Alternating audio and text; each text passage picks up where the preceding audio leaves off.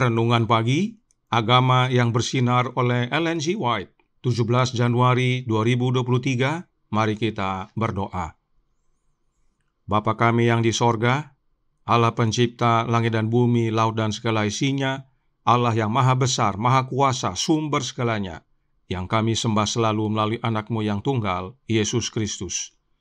Terpujilah Yesus, anak Allah yang maha tinggi, yang adalah anak domba yang menghapus dosa dunia ini. Pada pagi hari ini kami bersyukur boleh bangun dan berbakti, dan sebagaimana membaca dan mendengarkan nasihat firman-Mu, kiranya ini menjadi pembaharuan bagi kami semua, agar selalu mengucap syukur dan bersuka cita atas semua berkat yang Engkau karuniakan, ya Bapa. Beserta kami sepanjang perbaktian ini kehendak-Mu yang jadi, ampun kami akan dosa dan salah, karena kami berdoa hanya dalam nama anak Allah yang tunggal, Yesus Kristus, yang adalah Tuhan dan Juru Selamat kami. Amin. Renungan hari ini akan dibacakan oleh Saudara Nofri Tambalean. Kepada Saudara Nofri, kami persilahkan. Selamat pagi.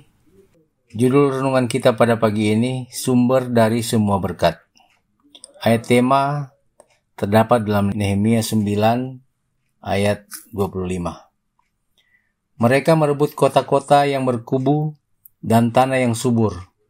Mereka merampas rumah-rumah yang penuh berisi berbagai-bagai barang baik, tempat-tempat air pahatan, kebun-kebun anggur, dan kebun-kebun zaitun, dan pohon-pohon buah-buahan dalam jumlah yang sangat banyak. Mereka makan dan menjadi kenyang dan gemuk. Mereka hidup mewah karena kebaikan-Mu yang besar. Allah adalah sumber segala berkat kepada makhluk-makhluknya, dan kepadanya lah rasa syukur manusia harus disampaikan atas segala pemberian-pemberian yang baik dari pimpinannya. Dialah yang memberikan hidup dan nafas dan segala sesuatu kepada semua orang. Sebab Dialah yang memberikan kepadamu kekuatan untuk memperoleh kekayaan, sebagai suatu pengakuan bahwa segala sesuatu datang dari Dia.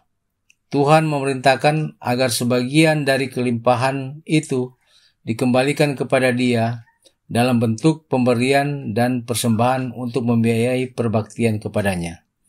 Alfa dan Omega jilid 2 halaman 140. Buah sulung hasil tanaman dikhususkan kepadanya. Dengan demikian, orang banyak itu selalu diingatkan bahwa Allah adalah pemilik yang sesungguhnya ladang-ladang mereka, kawanan binatang mereka, dan kawanan kambing mereka, bahwa Ia telah memberikan sinar matahari kepada mereka dan hujan untuk masa menabur dan panen, dan bahwa segala sesuatu yang mereka miliki adalah ciptaannya, dan Ia telah menjadikan mereka sebagai penatalayan segala harta miliknya. Alfa dan Omega jilid 2 halaman 141. Pada bulan yang ke-7 datanglah hari raya penuh daun, atau hari raya perkumpulan. Pesta ini mengakui kelimpahan Allah dalam hasil kebun buah-buahan, kebun anggur, dan kebun pohon zaitun. Itu merupakan pesta untuk mengumpulkan hasil yang paling meriah sepanjang tahun. Tanah telah memberikan kelimpahannya. Hasil panen telah dikumpulkan ke dalam lumbung-lumbung. Buah-buahan, minyak, dan anggur telah disimpan. Buah-buah sulung telah diasingkan. Dan sekarang orang banyak datang dengan membawa persembahan syukur kepada Allah, yang telah memberkati mereka dengan limpahnya itu. Hari raya ini terutama sekali haruslah merupakan suatu peristiwa yang penuh dengan kesukaan. Pekerjaan menuai sudah berakhir, dan kesibukan tahun yang baru belum dimulai. Maka orang banyak pun bebas dari segala urusan, dan mereka dapat menikmati suasana yang hikmat serta penuh kesukaan itu. Alfa dan Omega jilid 2 halaman 159-160. Demikian bacaan renungan kita pada pagi ini. Tuhan Yesus memberkati. Terima kasih atas penata layanan Saudara Nofri. Tuhan Yesus memberkati. Selamat pagi saudaraku dalam Tuhan. Renungan hari ini berkata dalam Agama yang Bersinar halaman 24 paragraf 1. Allah adalah sumber segala berkat kepada makhluk-makhluknya. Tidak hanya segala berkat, bahkan hidup dan nafas hidup. Agama yang Bersinar halaman 24 paragraf 2 berkata, Dialah yang memberikan hidup dan nafas dan segala sesuatu kepada semua orang. Siapakah Allah yang adalah sumber segala berkat, sumber hidup, dan sumber nafas hidup ini? Kita baca di Upward Look halaman 65 paragraf 2 yang berkata, Bapa surgawi kita bukanlah dengan sukarela menyengsarakan atau mendukakan anak-anak manusia. Dia mempunyai tujuannya dalam angin puyuh dan badai, dalam api dan air bah. Tuhan mengizinkan bencana datang kepada umat-Nya untuk menyelamatkan mereka dari bahaya yang lebih besar. Dia ingin setiap orang untuk memeriksa hatinya dengan cermat dan hati-hati, dan kemudian mendekat kepada Allah agar Allah dapat mendekat kepadanya. Hidup kita ada di tangan Allah. Dia melihat bahaya mengancam kita yang tidak bisa kita lihat. Dia adalah pemberi semua berkat kita, penyedia semua rahmat kita, pengatur dari semua pengalaman kita. Jelas bahwa Allah Bapa adalah pemberi semua berkat yang kita terima. Kutipan ini berasal dari manuskrip 76 tahun 1903 tentang kebakaran sanitarium di Battle Creek. Nyonya White menasihatkan agar jangan ada yang mencoba menjelaskan penyebab dari kebakaran tersebut. Tetapi biarlah setiap orang bersyukur kepada Allah, yaitu Bapa yang di sorga, bahwa tidak ada korban jiwa. Sebab Tuhan izinkan bencana datang kepada umat-Nya untuk selamatkan mereka dari bahaya yang lebih besar. Kembali, Allah Bapa lah pemberi segala berkat atau karunia, terlebih hidup kita di tangan Bapa. Bagaimana caranya kita menerima hidup yang dari Bapa? Kerinduan segala zaman, buku pertama, halaman 15 paragraf 1 menjelaskan, segala sesuatu diterima Kristus dari Allah, tetapi Ia menerima untuk kemudian memberi. Demikianlah di istana sorga dalam pelayanannya kepada semua makhluk oleh Putra yang kekasih itu, hidup Bapa mengalir kepada sekaliannya. Melalui Putra itu, hidup tersebut kembali pula dalam rupa puji-pujian dan pelayanan gembira, gelombang kasih yang meluap-luap kepada sumber besar dari semuanya. Dengan demikian, melalui Kristus, lengkaplah peredaran segala kebajikan yang membayangkan sifat penganugerah besar itu, yang mana ialah hukum hidup. Suatu kutipan yang syarat makna. Pertama dikatakan, segala sesuatu diterima Kristus dari Allah, yaitu Bapa, tetapi semuanya itu Kristus terima untuk kemudian Yesus berikan kepada semuanya. Sebab memang Yesuslah saluran berkat dari Bapa. Apakah itu termasuk hidup? Sudah pasti. Kutipan ini berkata, melalui Putra yang kekasih, yaitu Yesus Kristus, hidup Bapa mengalir kepada semuanya. Nah, perhatikan yang ditandai warna biru. Melalui Yesus, hidup tersebut kembali kepada Bapa yang disebut sumber besar dari semuanya dalam rupa puji-pujian, pelayanan gembira, dan gelombang kasih yang meluap-luap. Artinya, pengakuan kita dan ucapan syukur kita kepada Bapa yang adalah sumber segala berkat, teristimewa sumber hidup kita panjatkan hanya melalui Yesus Kristus, Anak Allah. Karenanya, biarlah persembahan ucapan syukur kita hanya kita berikan dan panjatkan kepada Allah Bapa. Nah, bagi bangsa Israel, ada perayaan Hari Raya Pondok Daun. Hari Raya Pondok Daun ini sebenarnya memperingati pimpinan Tuhan selama bangsa Israel mengembara di padang gurun. Itu sebabnya pada akhir dari Hari Raya Pondok Daun, orang Yahudi membuat upacara peringatan batu yang dipukul dan mengeluarkan air. Sebab itu juga adalah berkat pimpinan Allah Bapa dalam hidup pengembaraan mereka. Oleh karenanya, Nyonya White berkata dalam The Review and Herald November 17 tahun 1885 paragraf 14, berbunyi, jadi, adakah Hari Raya Pondok Daun adalah untuk kita, suatu peringatan sukacita akan berkat-berkat Allah bagi kita sebagai umat?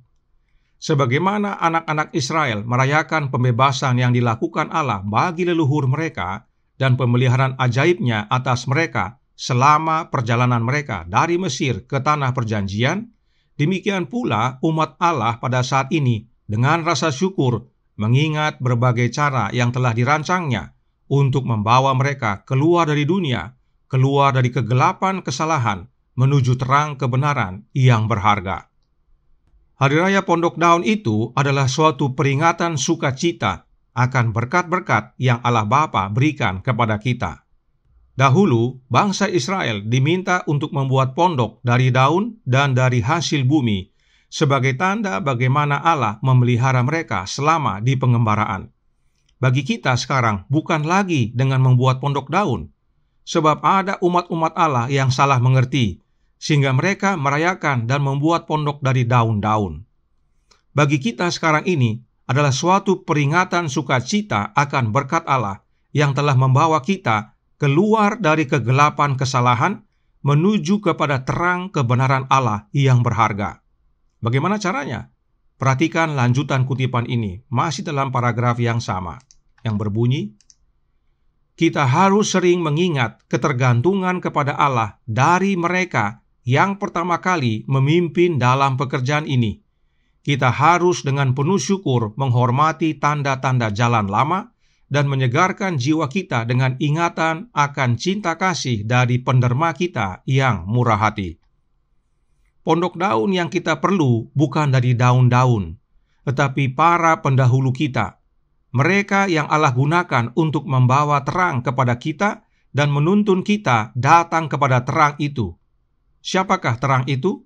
Yesus Kristus tentunya. Dialah penderma kita yang murah hati, our gracious benefactor. Roh Nubuat berkata dalam Australasian Union Conference Record Juli 12 tahun 1899 paragraf 19 berkata, Kristus adalah guru terbesar, penderma terbesar yang pernah dilihat dunia. Dia adalah jalan, kebenaran, dan hidup. Mengapa Yesus jadi penderma terbesar yang pernah dunia lihat? Karena segala yang Yesus terima dari Bapa, Dia terima untuk diberikan kembali. Itu sebabnya Yesus disebut jalan dan kebenaran dan hidup. Segalanya kita terima dari Bapa melalui anaknya. Itulah yang Yesus sampaikan kepada bangsa Israel, tetapi mereka tolak, dan bahkan mereka bunuh anak Allah. Jadi, kalaupun kita bersyukur kepada mereka yang telah memimpin kita keluar dari kegelapan kesalahan, menuju kepada terangnya Bapa yang ajaib, tetapi fokus utama kita adalah Kristus. Mereka yang telah memimpin kita adalah tanda-tanda jalan yang menuntun kita hingga kita tiba pada tujuan, yaitu Yesus Kristus. Sebab semua berkat dan hidup yang bersumber dari Bapa kita terima hanya melalui satu jalan, yaitu Yesus Kristus. Dan Alkitab sudah terlebih dahulu menyatakannya dalam 1 Korintus 8 ayat 6 yang berbunyi, namun bagi kita hanya ada satu Allah saja, yaitu Bapa, yang daripadanya berasal segala sesuatu dan yang untuk Dia kita hidup. Dan satu Tuhan saja, yaitu Yesus Kristus, yang olehnya segala sesuatu telah dijadikan dan yang karena Dia kita hidup.